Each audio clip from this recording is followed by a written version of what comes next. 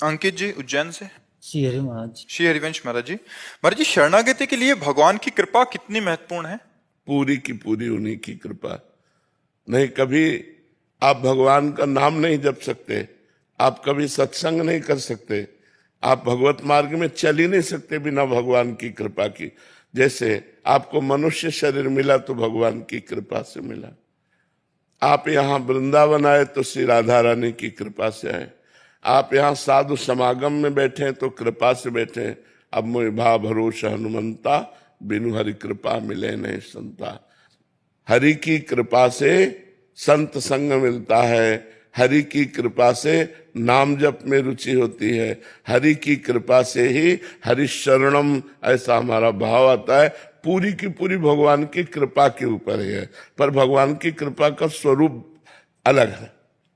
भगवान जब कृपा करते हैं तो साधु समागम देते हैं, संत संग देते हैं। सच्चे संतों का संग, उनकी वाणी हमारे हृदय में जाकर मथती है और हमको गंदे आचरणों से बचाकर अच्छे आचरणों में चलाती है। भगवान की शरणागति में बिना संत के शरणागति हो ही नहीं सकती। आज तक किसी को भी हुई है तो संतों से ही हुई है, और जब संत वाणी हम अपने आचरण में उतार सके तो समझ ले हमारी शरणागति पुष्ट हो रही। जो संत के वचनों के अनुसार चलने लगता है वो भगवान तक पहुंच जाता है। महाराज जी, कृपा और अकृपा क्या है, इन्हीं का प्रश्न है। अकृपा है भोगों में रत रहना, रुपए की चाह रखना, नाना प्रकार की सुख संपत्ति वैभव को ही सब कुछ मानकर प्रभु को भूलकर अपने जीवन के समय को नष्ट करना, ये अकृपा है।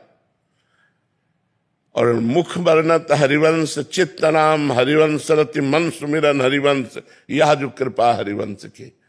जब हमारे मन में भगवान का चिंतन चल रहा है, चित्त चिंतन करते हुए शरीर चेष्टाएं कर रहा है, संसारिक कार्य शरीर कर रहा है, लेकिन मन भगवान में, कर से कर्म करो विधि नाना, संतों ने कहा मन रखो जहां कृपा निधाना।